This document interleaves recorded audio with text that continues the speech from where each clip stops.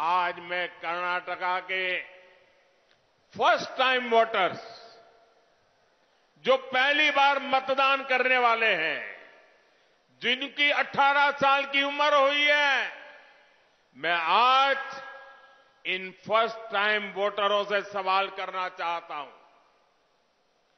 मेरे सवाल को समझे, सोचे, क्या कर्नाटका का विकास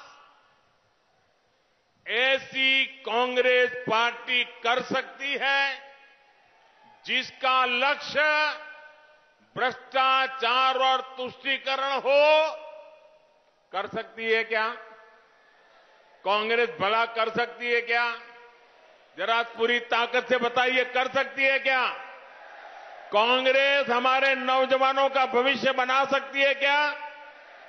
आपके पिताजी को, माताजी को, दादा दादी को जो मुसीबतें झेलनी पड़ी, ये मोदी आपको ऐसी मुसीबतों से गुजरने देना नहीं चाहता है।